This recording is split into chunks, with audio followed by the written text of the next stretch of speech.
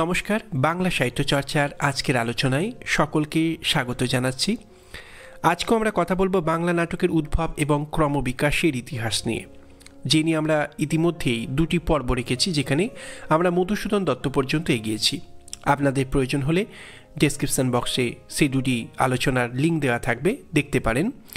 তো আমরা দেখেছিলাম যে বাংলায় প্রথম মৌলিক নাটক জন্ম হচ্ছে মধুসূদন দত্তের হাত ধরে। মধুসূদন দত্তই প্রথম বেলগাছিয়া রঙ্গমঞ্চে রত্নাবলী নাটকের ইংরেজি অনুবাদ করবার সূত্রে যুক্ত হচ্ছেন, এবং তিনি যখন বাংলা নাটকের বেহাল দশা দেখছেন, তিনি দেখছেন বাংলা নাটক মানে তখন সংস্কৃত নাটকের ব্যর্থ অনুবাদ বা অনুকরণ। এবং সেই সময়কার জনপ্রিয় নাটককার হিসেবে আমরা এক্ষেত্রে রামনারায়ণ তর্করণ্যের কথা পাচ্ছি। আসলে সদ্য বলা যেতে পারে ইংরেজ থিয়েটার বা ইংরেজি থিয়েটারের আদর্শে আমাদের বাঙালি বাবুরাও থিয়েটার খুলে বসেছেন, শখের থিয়েটার, অথচ বাংলা নাটক নেই। তাই বাঙালি বাবুদের বাংলা নাটকের চাহিদা মেটাতে সেদিন রামনারায়ণকেই হাল ধরতে হয়েছিল, এবং তিনি সংস্কৃত নাটকের অনুবাদ অনুকরণ করেই নাটকের চাহিদা মেটাচ্ছিলেন। কিন্তু মধুসূদন বুঝেছিলেন যে বাংলা নাটক কখনো সংস্কৃত নাটকের ব্যর্থ অনুবাদ বা অনুকরণ হতে পারে না, এগুলোকে অলিকুনাট্য বলে। এর জন্য এত টাকা খরচ করে অভিনয় করবার কোনো প্রয়োজন থাকতে পারে না। ফলে তিনি মনে করেছিলেন যে বাংলা নাটকের আদর্শ হতে পারে পাশ্চাত্য নাটক, ইংরেজি নাটক। সেই ইংরেজি নাটকের আদর্শকে সামনে রেখে মধুসূদনের হাত ধরে শর্মিষ্ঠার মতো নাটক, যাকে বাংলায় প্রথম মৌলিক নাটক বলা হয়, সেই মৌলিক শর্মিষ্ঠা নাটকে শুধু জন্ম হচ্ছে না, বাংলায় প্রথম প্রহসনের জন্ম হচ্ছে একে কি বলে সভ্যতা, বুড়ো শালিকের ঘাড়েরও। এবং শুধু তাই নয়, সেদিন যখন বাঙালিরা ট্র্যাজেডি নাটক লিখতে ভয় লিখছেন না, কারণ বাঙালিদের কাছে নাটক মানেই সেটা বিয়োগান্তক হতে পারে না। বিয়োগান্তক নাটক লেখা গৃহস্থের পক্ষে, সমাজের পক্ষে অমঙ্গল, এই রকমই একটা ভাবনা চিন্তা পোষণ করা হতো। সেই প্রেক্ষাপটে দাঁড়িয়ে মধুসূদন দত্ত কৃষ্ণকুমারীর মতো নাটক লিখে বাংলায় ট্র্যাজেডি নাটকের যথার্থ সূচনা ঘটালেন। তার কৃষ্ণকুমারী বাংলা ভাষায় রচিত প্রথম ঐতিহাসিক ট্র্যাজেডি। ফলে মধুসূদন দত্ত এক অর্থে বাংলা নাটকের ক্ষেত্রে একটা বিপ্লব সূচনা করলেন, বাংলা নাটকের একটা নতুন সম্ভাবনার দ্বার উন্মোচন করলেন। একদিকে মৌলিক নাটক লেখা, একদিকে প্রহসন লেখা, একদিকে ট্র্যাজেডি নাটকের মধ্য দিয়ে বাংলা নাটকের নতুন সম্ভাবনাকে সূচিত করা, সমস্ত রকমের সংস্কারকে, কুসংস্কারকে ভেঙে দিয়ে তিনি নাটকের রসগত বিভাজনের ক্ষেত্রে যে ট্র্যাজেডির মতো নাটকের কোনো বিকল্প হতে পারে না, সেই নাটক লিখে তিনি বাংলা নাটকের ক্ষেত্রে বাংলায় যারা নাটক লিখছেন তাদের কাছে একটা দৃষ্টান্ত স্থাপন করেছেন। তিনি একটা মাইলস্টোন হয়ে আছেন, তাঁর কৃষ্ণকুমারী সেক্ষেত্রে একটা মাইলস্টোন, যে বাংলাতে শুধুমাত্র কমেডি নাটক, মিলনান্তক নাটক লেখা হবে না, বিয়োগান্তক, বিচ্ছেদের নাটকও লেখা যেতে পারে। নাটকের রসগত বিভাজনের মধ্যেই পড়ে এই বিয়োগান্তক নাটক, ট্র্যাজেডি নাটক। কেন সেই নাটক লেখা হবে না? কেন আমরা আমাদের ভারতীয় সংস্কার, বাঙালির সংস্কার নিয়ে বসে থাকবো যে এই ধরনের নাটক অভিনয় করলে গৃহস্থের মঙ্গল হবে না, অমঙ্গল হবে, এরকম চিন্তা নিয়ে? কিন্তু মধুসূদন দত্তেরও একটা সীমা ছিল। মধুসূদন দত্তের নাটক, বিশেষত তার একে কি বলে সভ্যতা কিংবা বুড়ো শালিকের ঘাড়েরও, এই ধরনের যে প্রহসনগুলো, তার মধ্যে তৎকালীন সমাজ চিন্তা নিঃসন্দেহে আছে। একদিকে কলকাতার প্রেক্ষাপটে তৎকালীন ভণ্ড ইয়ং বেঙ্গল সমাজের স্বেচ্ছাচারিতাকে তিনি তুলে ধরছেন একে কি বলে সভ্যতাতে। আবার বুড়ো শালিকের ঘাড়েরও মতো প্রহসন লিখতে গিয়ে তিনি ধর্মধ্বজী জমিদার ভক্তপ্রসাদদের, যে একদিকে ধর্মের ধ্বজা যারা ওড়ায়, মুখে কৃষ্ণের নাম নেন, অথচ ভেতরে ভেতরে মুসলমান রমণীদের প্রতি যাদের কামুকতার স্বরূপ ধরা পড়ছে, যেখানে তারা মিলনের জন্য শিব মন্দিরকে পর্যন্ত গ্রহণ করতে পারেন, ভাঙা শিব মন্দির যদিও, কিন্তু সেই শিব মন্দিরকেও যে তারা ব্যবহার করতে পারেন, হিন্দু সমাজের ধর্মের ধ্বজা যারা ওড়ান, তারা যে ভেতরে ভেতরে কতখানি অন্তঃশ্বাস শূন্য হয়ে পড়েছেন, হিন্দু সমাজের সেই অন্তঃশ্বাস শূন্যতারই প্রতীক হয়ে উঠছে সেখানে এই ধর্মধ্বজী ভক্তপ্রসাদেরা। কিন্তু মধুসূদন দত্তের এই প্রহসনকে বাদ দিলে মধুসূদনের লেখা শর্মিষ্ঠা, পদ্মাবতী কিংবা কৃষ্ণকুমারীর মতো নাটক, সেগুলো কখনো পুরাণ, কখনো বা ইতিহাসের ধূলিধূসর প্রান্তর থেকে কাহিনী সংগ্রহ করে নাটকের উপাদানকে সাজিয়েছে। বাঙালির জীবনে সেই সময়কার জ্বলন্ত সমস্যা নিয়ে নাটক লেখা, এটার জন্য বোধহয় বাঙালিকে কৃষ্ণকুমারী নাটক কিংবা ওই শর্মিষ্ঠা বা রত্নাবলী নাটকের যিনি স্রষ্টা, সেই মধুসূদনের জন্য বা মধুসূদনের দ্বারা বাঙালির সেই চাহিদাটা বোধহয় পূর্ণ হবার ছিল না। সেটার জন্য বাঙালিদেরকে বোধহয় আমাদের দীনবন্ধু মিত্র পর্যন্ত অপেক্ষা করতে হয়েও ছিল। আমাদেরকে মনে রাখতে হবে যে একজন নাটককার যে স্বপ্নগুলো দেখেন, যে সম্ভাবনার জায়গাগুলোকে তৈরি করেন, পরবর্তীকালে আরেকজন নাটককারের হাত ধরেই সেটা কিন্তু পূর্ণতা পায়। মধুসূদন দত্ত কিন্তু স্বপ্ন দেখেছিলেন যে আমাদের একটা সাধারণ রঙ্গমঞ্চ হবে, জাতীয় রঙ্গমঞ্চের স্বপ্ন দেখতেন। আর সেই জাতীয় রঙ্গমঞ্চের স্বপ্নকে বাস্তবায়িত করেছিলেন গিরিশচন্দ্র ঘোষ থেকে শুরু করে অর্ধেন্দুশেখর মুস্তাফির মতো কিছু বাগবাজারের যুবকেরা, যারা প্রথম দিকে বাগবাজার অ্যামেচার থিয়েটার এবং পরে শ্যামবাজার নাট্য সমাজ নিয়ে তারা শতবার একাদশী কিংবা লীলাবতীর মতো নাটকের অভিনয় করে প্রথম বাংলা থিয়েটারকে ওই ধনী জমিদারদের শৌখিন বিলাসিতার উপাদান থেকে বাংলা নাটককে, নাট্যলক্ষ্মীকে মুক্ত করে সাধারণের মধ্যে নাটককে নিয়ে এসে দাঁড় করানো, তার যে চেষ্টাটাই বাগবাজারের শিক্ষিত মধ্যবিত্তরা করেছিলেন, তাদের হাত ধরেই তো পরবর্তীকালে ন্যাশনাল থিয়েটার তৈরি হলো। আর সেই ন্যাশনাল থিয়েটার তো আসলে এক অর্থে বলতে পারা যায় মধুসূদন দত্তের যে স্বপ্ন, জাতীয় রঙ্গমঞ্চ, ন্যাশনাল থিয়েটার, সেই স্বপ্নকেই বাস্তবায়িত করেছে এক অর্থে। কিন্তু নাটক না থাকলে কেমন করে একটি থিয়েটার বা একটি রঙ্গমঞ্চ এগিয়ে যাবে? ফলে মধুসূদনের সেই ইচ্ছাকে বাস্তবায়িত করেছে মঞ্চ তৈরির মধ্য দিয়ে যারা, তারা হয়তো ওই অর্ধেন্দুশেখর মুস্তাফিরা। হয়তো গিরিশচন্দ্রের নাম আমরা সরাসরি প্রথম দিকে নিতে পারি না, কারণ গিরিশচন্দ্র ঘোষ প্রথম দিকে এই ন্যাশনাল থিয়েটারের সঙ্গে যুক্ত ছিলেন না। কিন্তু পরবর্তীকালে তিনি আবার এই দলে যুক্ত হয়েছেন এবং তিনি কৃষ্ণকুমারী নাটক, যে নাটকটি মধুসূদন দত্তেরই লেখা, সেখানে তিনি ভীমসিংহের চরিত্রে অভিনয় করেছিলেন, সে কথা আমরা জানি।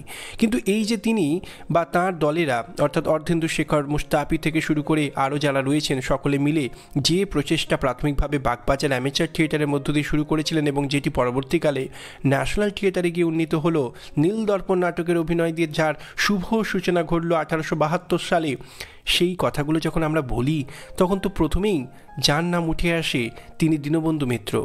আজকের আলোচনায় তো আমরা সেই দীনবন্ধু মিত্রকেই প্রাধান্য দেব, কারণ মধুসূদনের পরে বাংলা নাটকের ক্ষেত্রে যে নতুন সম্ভাবনা সূচিত হলো, মধুসূদনের হাত ধরেই বাংলা নাটকে একটা বিপ্লব এলো, একটা পরিবর্তন এলো, বাংলা নাটক তার যথার্থ পথ চলা শুরু করলো। কিন্তু আমরা জানি যে সাহিত্যের কোনো সংরূপী কোনো একজনের একক সৃষ্টি বা একজনের দ্বারাই সেখানে বিপ্লব সম্পূর্ণতা পায়। বিপ্লব কোনো একটা নির্দিষ্ট সময়ের গণ্ডিতে তা তো আবদ্ধ থাকে না, বিপ্লব বারবার ঘটে। বিপ্লব কোনো একটা নির্দিষ্ট সময়ের একটা স্ফুলিঙ্গ বা একটা ফসল মাত্র নয়, সে নতুন নতুন সম্ভাবনা নিয়ে বারবার তার বলা যেতে পারে তার নতুন নতুন সম্ভাবনা নিয়ে সে নতুনভাবে সে দেখা দেয়। বিপ্লব কখনো থেমে থাকে না, বিপ্লব ঘটতেই থাকে। একজনের দ্বারা যে বিপ্লব হয়েছিল, আরেকজন সেই বিপ্লবের মধ্যে আঁচটাকে নিজের দেহ মনে ধারণ করে নিজের লেখনীর মধ্য দিয়ে সেই বিপ্লবটাকে আর একটা বিপ্লবে রূপান্তরিত করেন। মধুসূদন দত্তের হাত ধরে যে সূচনা হয়েছিল, দীনবন্ধু তাকে আর একটা পূর্ণতার জায়গায় পৌঁছে দিচ্ছিলেন। সেই কথা নিয়ে আমরা আজকের আলোচনায় সেই দিকটাকেই আমরা তুলে ধরব। আমরা যে কথা বলছিলাম যে মধুসূদন দত্ত যখন শর্মিষ্ঠা বা পদ্মাবতী বা কৃষ্ণকুমারী নাটক লিখছেন, তখন তাঁর নাটকের বিষয়বস্তু ছিল কিন্তু ইতিহাস বা পুরাণের প্রসঙ্গ, কখনো বা ইতিহাসের ধূলিধূসর প্রান্তর, কখনো বা পুরাণের সেই অতীত প্রসঙ্গ, পৌরাণিক প্রসঙ্গ। কিন্তু বাস্তব জীবন, তৎকালীন সময়ের বাস্তব জ্বলন্ত সমস্যাগুলো নিয়ে নাটক লেখা, এটার জন্য কিন্তু বাঙালিকে দীনবন্ধুর জন্য অপেক্ষা করতেই হয়েছিল। এবং দীনবন্ধুর সেই সার্থক সৃষ্টি হচ্ছে তার নীলদর্পণ নাটক, যে নীলদর্পণ নাটক দিয়েই কিন্তু সেদিন ন্যাশনাল থিয়েটারের পথ চলা শুরু। আমরা আগেই বললাম যে মধুসূদন যে জাতীয় রঙ্গমঞ্চ ন্যাশনাল থিয়েটারের স্বপ্ন দেখেছিলেন, যেখানে থিয়েটারের মালিক কোনো একক রাজারা হবেন না, যাদের ইচ্ছা খুশির দ্বারা থিয়েটার নাটক লেখা, অভিনয় পরিচালিত হবে না, যেখানে থিয়েটার পরিচালনার ক্ষেত্রে যিনি নাটককার, যিনি নাটক লিখছেন, তার স্বাধীনতা থাকবে, যেখানে থিয়েটার সকলের জন্য উন্মুক্ত হবে। অনেকটা তো সেই রকম চিন্তাই করেছিলেন আমাদের মধুসূদন দত্ত। তাকে বাস্তবায়িত করছে বাগবাজারের যুবকেরা, গিরিশচন্দ্ররা, অর্ধেন্দুশেখররা। কিন্তু তারা যে নাটকের অভিনয় দিয়ে এই ন্যাশনাল থিয়েটারের পথ চলাটাকে শুরু করেছিলেন, সেই নাটকটাই তো দীনবন্ধু মিত্রের লেখা নীলদর্পণ নাটক। আমরা একই সঙ্গে নাটককার, তার লেখা নাটক এবং তার অভিনয়, অর্থাৎ নাটক এবং নাট্যাভিনয়, নাটক এবং নাট্য দুটো নিয়েই কথা বলবো, কারণ আমাদেরকে মনে রাখতে হবে যে নাটক অভিনয়ের জন্য লেখা হয়, অভিনয়ের মধ্য দিয়েই নাটকের সার্থকতাকে আমরা বিচার করি। হ্যাঁ, নাটকের একটা টেক্সটগত মূল্য নিঃসন্দেহেই আছে। রবীন্দ্রনাথের নাটক ঠিক যতখানি আমরা অভিনয়ের জন্য লেখা বলে মনে করি, তার থেকে কোনো অংশেই কিন্তু পাঠ্য হিসেবে তার মূল্যকে আমরা খাটো করতে পারি না। বরং আমরা তো রবীন্দ্রনাথের নাটক বেশি করে পড়ি, রবীন্দ্রনাথের নাটকের সেই গুণ আছে। এমনকি রবীন্দ্রনাথের কিছু নাটক তো আছে যেগুলোকে ঠিকমতো করে মঞ্চে অভিনয় করবার ক্ষেত্রে সেদিন অনেক সমস্যার মুখোমুখি হতে হয়েছিল। সেদিন যারা নাট্য নির্দেশকেরা ছিলেন, নাট্য ব্যক্তিত্বরা ছিলেন, যার মধ্যে প্রথমেই পড়ে রক্তকরবীর মতো নাটক। সেই নাটক তো সহজে অভিনীত হয়নি। সেই নাটকের প্রসঙ্গে আমরা জানি যে রবীন্দ্রনাথ সেদিন যখন নাটক লিখছেন, তখন একদিকে সাধারণ রঙ্গমঞ্চ বা পেশাদার থিয়েটার বিশেষভাবে জমজমাট একটা রূপ নিয়েছে, ব্যবসায়িক থিয়েটারে পরিণত হয়েছে। সেই দিন তাই রবীন্দ্রনাথের নাটক সহজে ব্যবসায়িক থিয়েটারগুলো অভিনয় করবার ছাড়পত্র পেত না, কিন্তু শিশির ভাদুড়ী পেয়েছিলেন। কিন্তু তারপরেও তিনি কিন্তু সেই নাটক অভিনয় করতে পারেননি, কারণ তার কোথাও মনে হয়েছিল যে এই নাটক ঠিক অভিনয়ের জন্য লেখা নয়, এই নাটককে ঠিক অভিনয় করা যায় না, এই নাটক যতখানি নাটক তার থেকেও বেশি তত্ত্ব।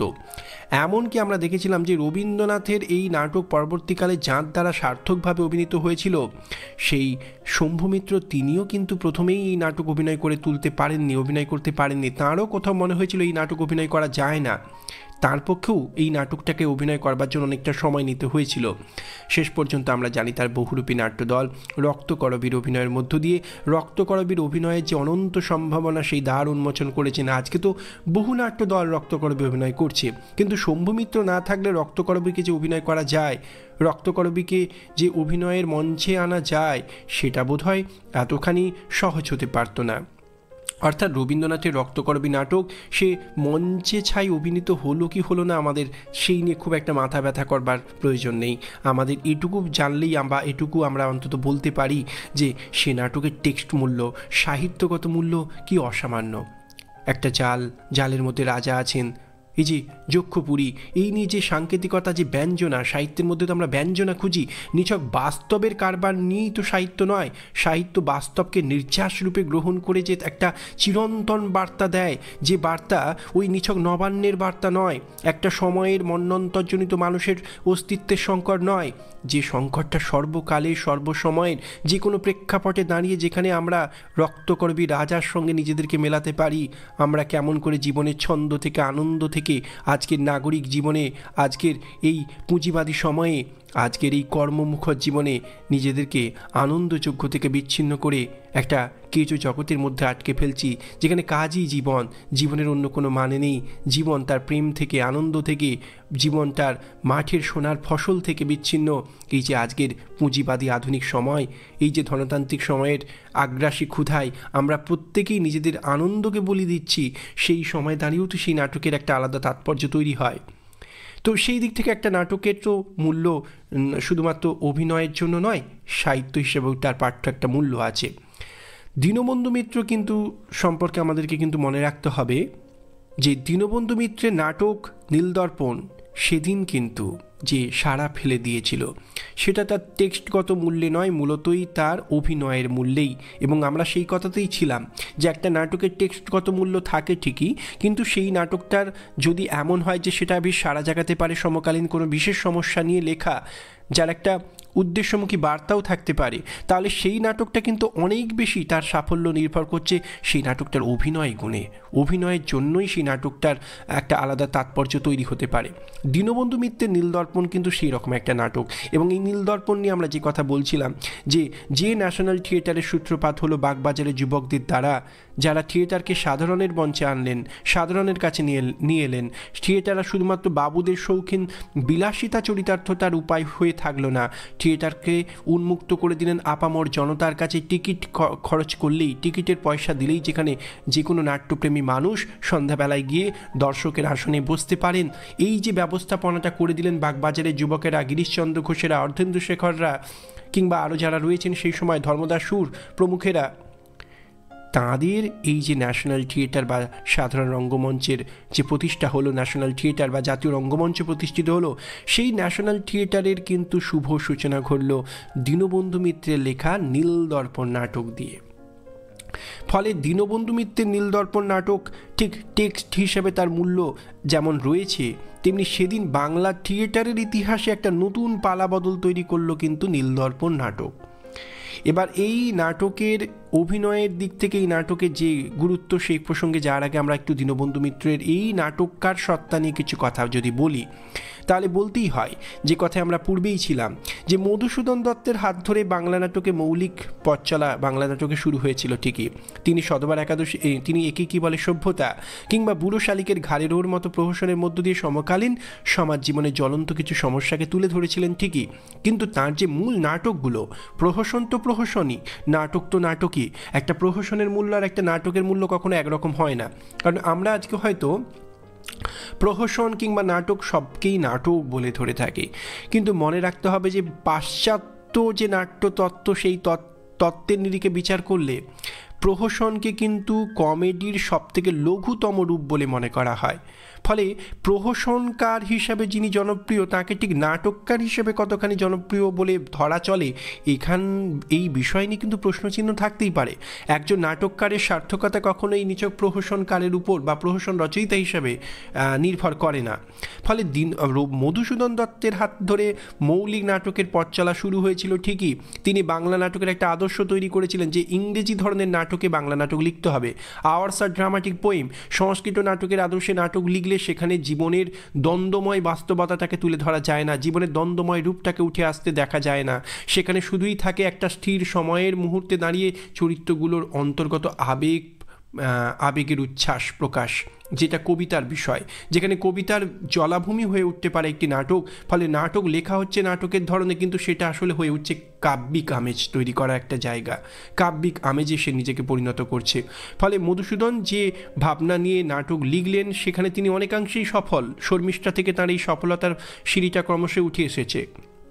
কিন্তু তারপরেও মনে রাখতে হবে যে মধুসূদনের একটা বলা যেতে পারে একটা জায়গা ছিল, যেটা একটা বলতে পারা যেতে পারে যে সেটা ছিল এক ধরনের অপূর্ণতার জায়গা। সেটা কি, আমরা অপূর্ণতা শব্দটাও হয়তো ব্যবহার করতে পারবো না। একজন নাটককার এক রকমভাবে নাটক লেখেন এবং পারিপার্শ্বিক পরিস্থিতির কারণেই লেখেন। আমরা সেই নিয়ে পূর্বের আলোচনায় মধুসূদনকে নিয়ে কথা বলেছি। কিন্তু এখানে যে কথা বলতে হয় যে মধুসূদনের নাটকের যে সমস্যাটা, সেটা হচ্ছে যে সেই নাটক ইতিহাস বা পুরাণের ধূলিধূসর প্রান্তর থেকে, পুরাণের অতীত প্রসঙ্গ থেকে সে কাহিনী সংগ্রহ করেছে। সমকালীন বাস্তব জীবন নিয়ে নাটক লেখা, এটা কিন্তু মধুসূদনের মধ্যে ছিল না, একমাত্র প্রহসনগুলো বাদ দিলে। সেই প্রেক্ষাপটে সেই যে অভাবটা, কারণ আমরা মনে করি যে সাহিত্যের অন্যান্য সংরূপগুলো অপেক্ষায় নাটকের সবথেকে বড় দায় হচ্ছে একটা বাস্তব উদ্দেশ্যমুখী জীবন সমস্যাকে সেখানে নাটকের মধ্যে তুলে ধরা, বিশেষত সমকালীন বাস্তব জীবন সমস্যাকে নিয়ে নাটক লেখা, জ্বলন্ত একটা সমস্যাকে নাটকের মধ্যে তুলে ধরা।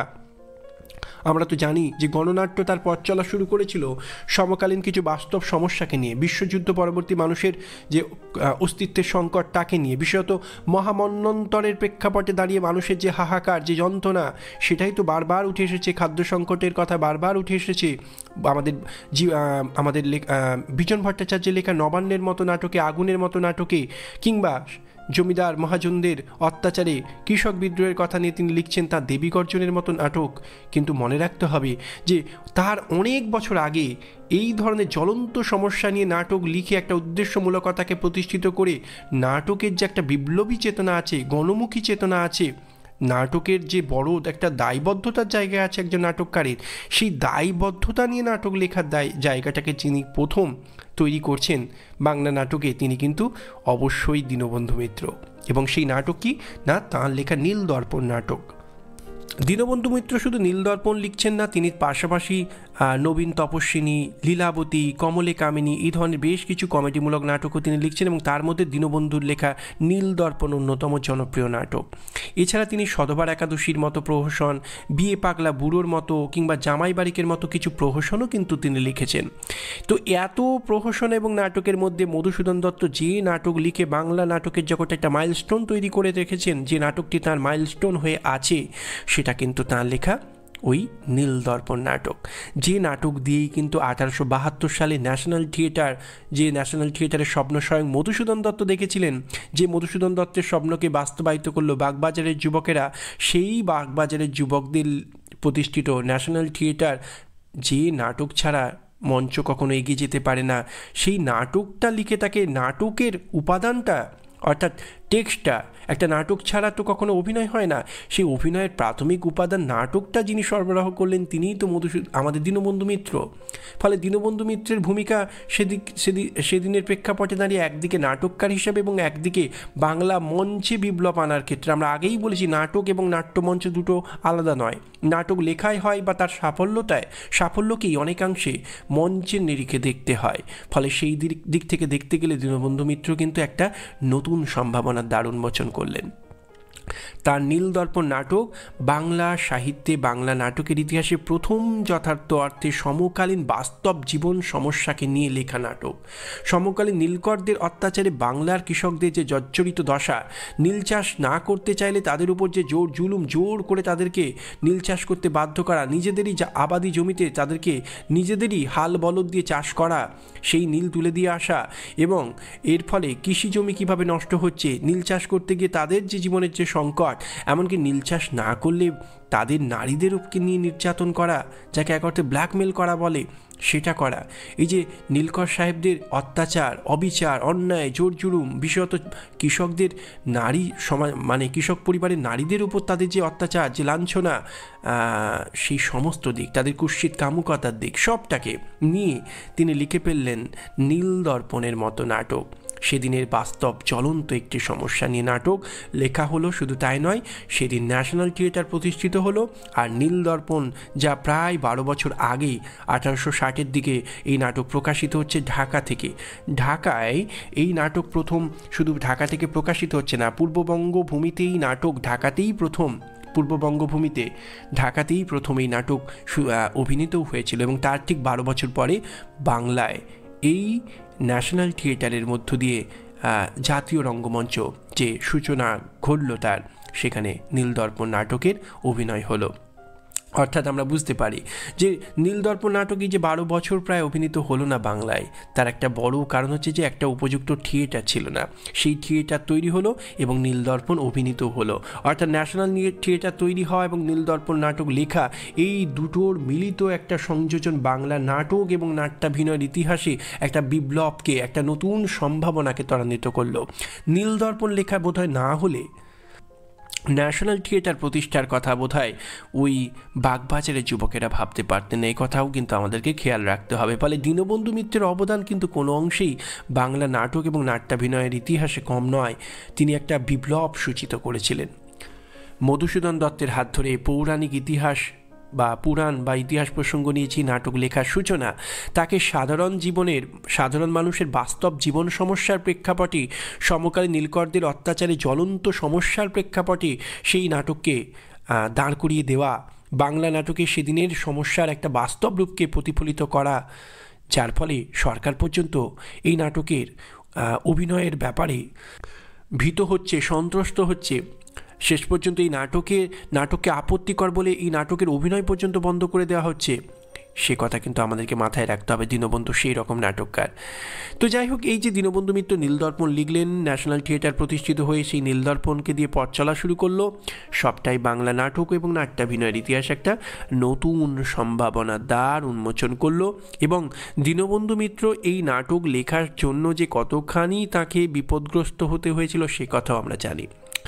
ডাক বিভাগের কর্মচারী হিসেবে সেদিন দীনবন্ধু মিত্র নদিয়া, যশোর প্রভৃতি বিভিন্ন জায়গায় বাংলায় ঘোরাঘুরি করতেন এবং বাংলার মানুষকে, তাদের জীবন সমস্যাকে খুব কাছ থেকে তিনি দেখেছিলেন। তিনি দেখেছিলেন নীলকর সাহেবদের অত্যাচারের কথা।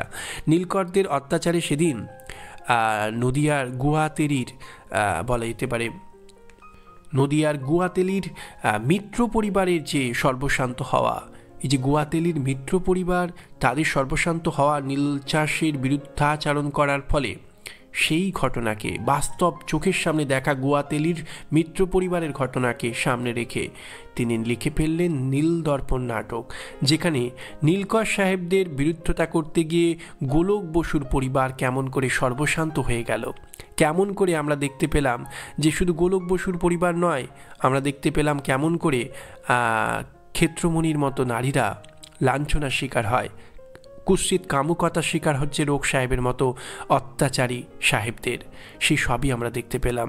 সাধুচরণের পরিবার কেমন করে সর্বশান্ত হলো, সব কিছুকে দেখলাম, তাদের অসহায়ত্বকে দেখলাম। গোলক বসু জেলের মধ্যেই অপমান সহ্য করতে না পেরে আত্মহত্যার পথ বেছে নিলেন। এই যে কত মৃত্যুকে দেখানো হয়েছে, এই মৃত্যুতে আপাতভাবে এই নাটককে হয়তো মনে করা যেতে পারে এই নাটক প্যাথেটিক হয়ে উঠেছে, কিন্তু মনে রাখতে হবে যে এটাই সেদিনের বাস্তব সমস্যা। দীনবন্ধু মিত্র সেই বাস্তব জীবন সমস্যাকে নাটকের মধ্যে তুলে ধরলেন। এবং নীলদর্পণ নাটক লেখার জন্য আমরা জানি সেদিন এই নাটকের প্রকাশক হিসাবে রোগ সাহেব মানে লং সাহেবকে অনেক অত্যাচার সহ্য করতে হয়েছিল। তাকে কারাদণ্ড থেকে শুরু করে তার জরিমানা সবের কথা আমরা জানি। কিন্তু এই নাটক লেখার জন্য দীনবন্ধু মিত্রকে কতখানি অত্যাচারিত হতে হয়েছিল, সেই অত্যাচারের ইতিহাস হয়তো অন্যরকম। সেই অত্যাচার হয়তো নীলকর সাহেবদের উপর নীলকর সাহেবদের নীল চাষিদের উপর অত্যাচারের সমতুল্য নয়, কিন্তু সেই অত্যাচারও কোনো দিক থেকে তাকে অত্যাচার না বলে পারা যায় না। সে অত্যাচারটা এইরকম যে দীনবন্ধু মিত্র তিনি একজন বলা যেতে পারে সরকারি কর্মচারী, তিনি ডাক বিভাগের একজন ভালো পোস্টে চাকরি করতেন। কিন্তু সব থেকে বড় সমস্যার জায়গা হলো যে এই নীলদর্পণ নাটক যেহেতু মূলে তাঁর লেখা, সেই জন্য সেই দীনবন্ধু মিত্রকে সেদিন তাকে বারবার এক জায়গা থেকে আরেক জায়গায় বদলি করা হয়েছে। তার অসুস্থতার সময় তাকে ছুটি পর্যন্ত দেওয়া হয়নি, এবং সেই জন্যই আমরা দেখতে পাই যে এই নীলদর্পণ নাটক লেখার কারণেই শেষ পর্যন্ত একরকমভাবে সরকারের পরোক্ষ অত্যাচারে মাত্র 44 বছর বয়সে তাকে মারা যেতে হয়। কারণ তার শারীরিক অসুস্থতার দিনগুলোতেও সরকার তাকে ছুটি দেয়নি। তার একটাই অপরাধ, সে কালো চামড়ার লোক বলে নয়, নীলদর্পণ নাটকের তিনি রচয়িতা। যে নীলদর্পণ নাটকে ইংরেজ সরকারের নীলকরদের অত্যাচারী স্বরূপটাকে, তাদের মুখোশটাকে খুলে দেওয়া হয়েছে। ফলে লং সাহেব যিনি এই নাটকের প্রকাশক, তার অত্যাচারিত হওয়া, তার ওপর সরকারের জুলুমের, তার বিচার পর্ব, এই নিয়ে আমরা অনেক ইতিহাস জানি। কিন্তু নীলদর্পণের লেখক হিসাবে, মূল নাটকের রচয়িতা হিসাবে দীনবন্ধু মিত্রের ওপর যে অন্যায় অত্যাচার হয়েছিল সে কথা হয়তো আমরা জানি না। ফলে বাংলার ইতিহাসে বাঙালির জীবনে নীলদর্পণের রচয়িতা হিসেবে দীনবন্ধুর নাম তো স্বর্ণাক্ষরে লেখা থাকবে। 44 বছর বয়সে তিনি মারা যাচ্ছেন, কিন্তু তিনি মারা গেছেন যে কারণে সেই নীলদর্পণ নাটক কিন্তু তাকে সারা জীবন অমর করে রাখবে। বাংলার নাটকের ইতিহাসে এবং নাট্যমঞ্চের ইতিহাসে দুদিক থেকেই তার এই সৃষ্টি কিন্তু একটা মাইলস্টোন হয়ে আছে। এই কারণে যে নাট্যশালায় ন্যাশনাল থিয়েটারের মতো একটা জাতীয় স্তরের রঙ্গমঞ্চ, যা বাঙালির অনেক আশা আকাঙ্ক্ষাকে নিয়ে তৈরি করা হচ্ছে, সেই জাতীয় জীবনের সমস্যাকে নিয়ে একটা নাটকের তো প্রয়োজনীয়তা ছিল। তেমন নাটক না হলে কেমন করে আমাদের সাধারণ রঙ্গমঞ্চ হিসাবে ন্যাশনাল থিয়েটার পথ চলা শুরু করবে? সেই নাটকের যোগান দিচ্ছেন দীনবন্ধু মিত্র। অন্যদিকে বাংলা নাটকে মধুসূদনের হাত ধরে বাংলা নাটকের সূচনা হলেও বাংলার তৎকালীন সমস্যা, বাঙালির জীবনের তৎকালীন বাস্তব জ্বলন্ত সমস্যা নিয়ে নাটক লেখার যে প্রয়োজনীয়তা ছিল, দীনবন্ধু মিত্রের হাত ধরেই কিন্তু সেই অপূর্ণতার জায়গাটা পূর্ণতা পেল। সেই দিক থেকেই কিন্তু দীনবন্ধু মিত্রের নাম বাংলা নাটক ও নাট্যশালার ইতিহাসে স্বর্ণাক্ষরে লেখা থাকবে। শুধু তাই তো নয়, দীনবন্ধু মিত্রের এই নীলদর্পণ নাটক, তাঁর কৃষ্ণকুমারীর মতো নাটক দিয়েই কিন্তু সেদিন ন্যাশনাল থিয়েটার সেদিন ন্যাশনাল থিয়েটারে যে নাটকগুলো অভিনীত হয়েছিল, নীলদর্পণ নাটক দিয়ে তো ন্যাশনাল থিয়েটারের সূচনা হলো। কিন্তু পরবর্তীকালেও আমরা দেখতে পাবো যে এই ন্যাশনাল থিয়েটার, তার যে পথ চলা, সেখানে যে নাটকগুলো ন্যাশনাল থিয়েটারের রসদ হয়ে দাঁড়িয়েছিল, তার মধ্যে বেশিরভাগ নাটকই কিন্তু আমরা দেখতে পাবো এই দীনবন্ধু মিত্রের লেখা। তার নবীন তপস্বিনী, লীলাবতী, এমনকি বিয়ে পাগলা বুড়োর মতো নাটকও সেখানে অভিনীত হয়েছে। এগুলো কিন্তু আমাদেরকে খেয়াল রাখতে হবে যে দীনবন্ধু মিত্রের নাটকের উপর অনেকখানি বাংলা ন্যাশনাল থিয়েটারকে, বিশেষত ন্যাশনাল থিয়েটারকে সেদিন নির্ভর করতে হয়েছে। এবং পরবর্তীকালেও দীনবন্ধু মিত্রের নাটক বাংলা থিয়েটারের কাছে একটা প্রধানতম রসদ হয়ে কাজ করেছে। ফলে সেই দিক থেকে দীনবন্ধু মিত্রের নাম স্বর্ণাক্ষরে লিখে রাখার মতোই। এবং দীনবন্ধু মিত্রের নীলদর্পণ ছাড়াও আমরা বলেছি তার নবীন তপস্বিনী, লীলাবতী, কমলে কামিনীর মতো তিনি নাটক লিখেছেন। বিয়ে পাগলা বুড়ো, জামাই বাড়ি, শতবার একাদশীর মতো নাটক। শতবার একাদশী নাটকও তো সেদিন নিঃসন্দেহে একটা দৃষ্টান্ত হয়ে রয়েছে।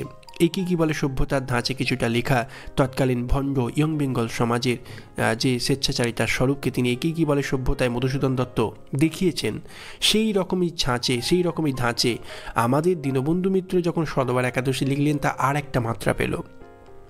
প্রহসন, এই যে সংজ্ঞা, এই প্রহসনের সংজ্ঞাকে ভেঙে সেখানে যে একটা নতুন সংজ্ঞা তৈরি করা যায়, সাহিত্যের যে কোনো সংজ্ঞাই হয় না, সেটাই বোধ হয় দীনবন্ধু মিত্র দেখালেন।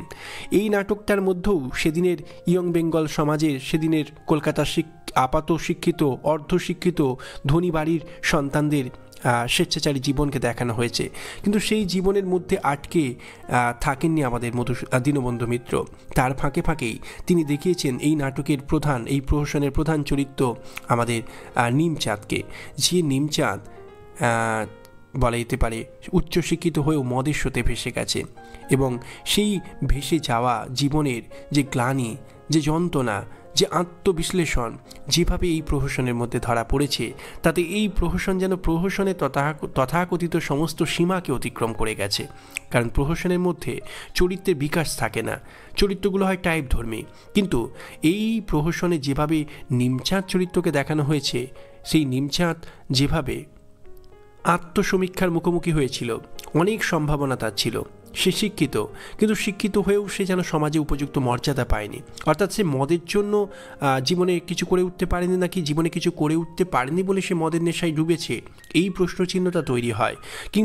কিন্তু যেভাবে সে ঘটিরাম ডেপুটিদেরকে ব্যঙ্গ করে, যারা ইংরেজদের তোষণ করে বড় বড় পদে রয়েছে, তাতে কোথাও যেন মনে হয় উচ্চ শিক্ষিত হয়েও যারা নিজেদের আত্মমর্যাদা নিয়ে বাঁচতে চেয়েছিল, সাহেবদের জামানায় দাঁড়িয়ে তাদের যে পদোন্নতির অভাব, কোথাও যেন সেই যন্ত্রণাটাকে ভুলতেই সে মদের নেশায় ডুবে থেকেছে। তাই তো তার মুখে কিছুই আটকায় না, সে ঘটিরাম ডেপুটিদেরকে, কেনারাম ডেপুটিদেরকে সে ব্যঙ্গ করে, বিদ্রূপ করে, যারা সাহেবদের পদলেহন করে উপরে উঠে আসে। ফলে এই রকম নিমচাঁদ চরিত্র সে যেন যে কোনো দেশ, যে কোনো কাল, যে কোনো সময়ের প্রেক্ষাপটে প্রাসঙ্গিক হয়।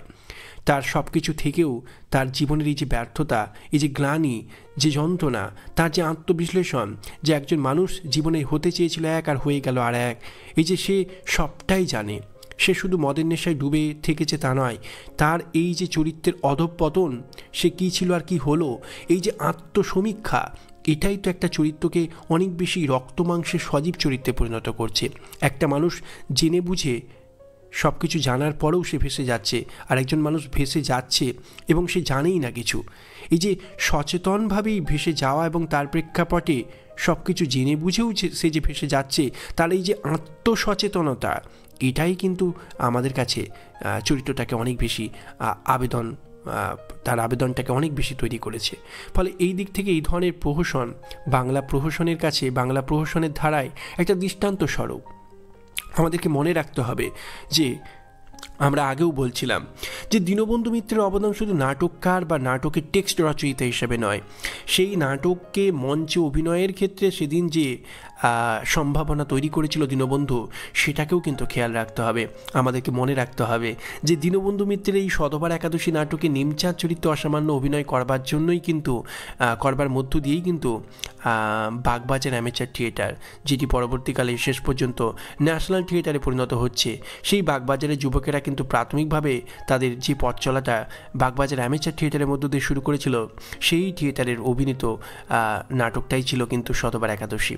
ফলে সধবার একাদশীই কিন্তু প্রাথমিকভাবে এই বাগবাজার অ্যামেচার থিয়েটারের যুবকদেরকে বাঙালির কাছে, আপামর জনতার কাছে তাদের একটা পরিচয়কে তুলে ধরেছিল, এবং সেই সাফল্যই তাদেরকে ন্যাশনাল থিয়েটার তৈরিতে উৎসাহী করে তুলেছিল। বিশেষত নিমচাঁদ চরিত্রে অসামান্য অভিনয় আমাদের গিরিশচন্দ্র ঘোষের। গিরিশচন্দ্র যে একজন বড় অভিনেতা, সেই অভিনেতা হিসেবে তার যে জনপ্রিয়তা, সেই সাফল্য কিন্তু প্রথম তার তৈরি হয়েছিল যে নাটক অভিনয়ের মধ্য দিয়ে, সেটাও কিন্তু ছিল সধবার একাদশীর নিমচাঁদ চরিত্র। ফলে দীনবন্ধু মিত্র না থাকলে গিরিশচন্দ্রও বোধ হয় বাংলা থিয়েটারে তার যে পথ চলা, সেই পথ চলার এতখানি সহজ হতে পারত না। যোগ্য নাটক না থাকলে তার যোগ্য অভিনয় এবং তার যোগ্য অভিনেতারাও আসতে পারেন না। একজন অভিনেতা উপযুক্ত চরিত্র না পেলে তো কখনো নিজেকে অভিনেতা হিসেবে তৈরি করতে পারেন না। সেই চরিত্র তৈরি করে সেই নাটক লিখে বাংলার থিয়েটার তথা বাঙালি অভিনেতাদেরকে একটা জায়গা তৈরি করে দেবার ক্ষেত্রেও কিন্তু এই নাটককার হিসাবে দীনবন্ধু মিত্রের অবদান কোনো অংশেই কম নয়। বিশেষত গিরিশচন্দ্রের পাশাপাশি সে যুগের একজন নামকরা অভিনেতা হিসেবে আমরা যার কথা জানি তিনি হচ্ছেন অর্ধেন্দুশেখর মুস্তাফি। আমরা জানি যে নীলদর্পণ নাটকের অভিনয়ে অর্ধেন্দুশেখর যখন রোগ সাহেবের চরিত্রে অভিনয় করতেন, ক্ষেত্রমণির ওপর তার যে আগ্রাসন, তার যে লালসা, সেটা যখন মঞ্চে অভিনীত হতো, দেখানো হতো, তখন আমরা এই কথা শুনেছি সর্বত্রই। আমরা জানি যে সেই অভিনয় দেখে স্বয়ং বিদ্যাসাগর বা তার পায়ের জুতো ছুঁড়ে মেরেছিলেন অর্ধেন্দুশেখরকে। এটাকে আমরা কি বলবো? এটাকে আমরা পুরস্কার বলবো নাকি অপমান বলবো? বিদ্যাসাগরের এই যে ছুঁড়ে মারা, সেটা রোগ সাহেবের বিরুদ্ধে, তথা সেটা রোগ সাহেবের বিরুদ্ধে। রোগ সাহেব লোকটাকে তিনি সহ্য করতে পারেননি। নারী জাগরণে, নারী মুক্তিতে যার বিরাট ভূমিকা রয়েছে, সেই বিদ্যাসাগর কখনোই সহ্য করতে পারবেন না রোগ সাহেব কেমন করে ক্ষেত্রমণির ওপর লালসা নিয়ে থাবা বসাচ্ছে। কিন্তু আমরা যদি চরিত্রের দিক থেকে দেখি তাহলে তো এটাকে খারাপ অর্থে দেখতে পারি না। একজন ভিলেন চরিত্রের তো সার্থকতা তখনই যখন দর্শক তাকে গালাগাল দেয়, দর্শক তার দিকে ইট পাটকেল ছোঁড়ে, তার রাগটাকে প্রকাশ করে। তারপরে কত ভালো অভিনয় করলে তবে তো সেই অপমানের সূত্রে সেই প্রশংসা, খ্যাতিটা পাওয়া যায়। রোগ সাহেবের দিকে যখন আমাদের বিদ্যাসাগর জুতো ছুঁড়ে মারছেন, তখন বুঝতে হবে যে রোগ সাহেবের চরিত্রটাকে কতখানি ভালোভাবে পারফর্ম করছেন আমাদের অর্ধেন্দুশেখর মুস্তাফি। গিরিশচন্দ্রের সঙ্গেই সে যুগের একজন নামকরা অভিনেতা এবং নাট্য শিক্ষক রূপে, যে নাট্য শিক্ষকের নাম স্বয়ং বিনোদিনী দাসীও বলে গেছেন যে তার যোগ্য নাট্য শিক্ষক গিরিশচন্দ্রই শুধু নন, বরং তার থেকে অনেক বেশি ভূমিকা পালন করেছেন অর্ধেন্দুশেখর মুস্তাফি। তাহলে সেই অর্ধেন্দুশেখর মুস্তাফি যে বিচিত্র চরিত্রে অভিনয় করে, বিশেষত ভিলেন চরিত্রে তার একটা অভিনয়ের বড় জায়গা ছিল, সেই জায়গাটাও কিন্তু নাটক লিখে, নাটকের চরিত্র সৃষ্টি করে তাকে সেই জায়গাটাও তো তৈরি করতে সাহায্য করেছিলেন আমাদের দীনবন্ধু মিত্র। ফলে সব দিক থেকে শুধু নাটক লিখে মধুসূদন দত্তের হাত ধরে পুরাণ ইতিহাসে ধূলিধূসর প্রান্ত নিয়ে নাটক লেখার পাশাপাশি বাংলা নাটকে যে সমকালীন বাস্তব জীবন সমস্যা নিয়ে নাটক লেখার একটা জায়গা ছিল, দীনবন্ধু মিত্র শুধু সেই জায়গাটা তৈরি করে দেননি, একই সঙ্গে তিনি শুধু টেক্সটের বাইরে, একই সঙ্গে তিনি কিন্তু মঞ্চ এবং অভিনেতাদের সেদিনের যে বিকশিত অবস্থা, যে বিকাশ, সবটাতেই কিন্তু পরোক্ষভাবে হলেও, পরোক্ষ কেন বলবো, প্রত্যক্ষভাবেই হলেও তাঁর লেখা নাটক, তাঁর লেখা চরিত্র একটা বিরাট ভূমিকা পালন করেছিল। এক যুগের বাংলা থিয়েটার, বিশেষত পেশাদার থিয়েটার দাঁড়িয়েই ছিল মধুসূদন আর এই দীনবন্ধু মিত্রের নাটকের ওপর। মধুসূদন এবং দীনবন্ধু মিত্র না থাকলে কখনোই বাংলা পেশাদার থিয়েটারের এই বিচিত্র দীর্ঘ সময়টা কখনোই আমাদের কাছে আসতো না। মধুসূদন এবং দীনবন্ধু মিত্রের নাটকের মধ্য দিয়েই বাংলা পেশাদার থিয়েটার তার একটা দীর্ঘ সময়ের পথ চলাকে চালিয়ে যেতে পেরেছে। তবেই তো শেষ পর্যন্ত গণনাট্যের পথ চলা, নবনাট্যের হাত ধরে আজকের গ্রুপ থিয়েটারের ইতিহাসটা তৈরি হওয়া। ফলে একটা সময়ের বাংলা নাটক রচনা থেকে শুরু করে নাট্য মঞ্চের উপাদান সংগ্রহ করে যোগান দিয়ে বাঙালির নাটক লেখা ও নাট্যাভিনয়ের ইতিহাসে দীনবন্ধু মিত্র একটা বলা যেতে পারে উজ্জ্বল একটা নক্ষত্রের মতো হয়ে দাঁড়িয়ে আছে আমাদের কাছে। বাংলা নাটক এবং নাট্যাভিনয়ের ইতিহাস নিয়ে আজকে তৃতীয় পর্বের আলোচনা এখানেই সমাপ্ত, যে আলোচনার মূল বিষয় ছিল দীনবন্ধু মিত্র। ফিরে আসবো আমরা পরবর্তী চতুর্থ পর্ব নিয়ে, যেখানে আমরা দীনবন্ধু মিত্র পরবর্তী বাংলা নাটকের প্রবণতা এবং গণনাট্য পূর্ব পর্যন্ত বাংলা নাটকের সেদিনের যে বিচিত্র ধারা, সেই সংক্রান্ত আলোচনা নিয়ে, বাংলা নাটকের উদ্ভব এবং ক্রমবিকাশ নিয়ে আজকের আলোচনা এখানেই সমাপ্ত। আলোচনা ভালো লাগলে চ্যানেলটির সঙ্গে থাকবেন, প্রয়োজনে সাবস্ক্রাইব করবেন। বাংলা সাহিত্য চর্চার সঙ্গে থাকার জন্য সকলকে ধন্যবাদ জানাই।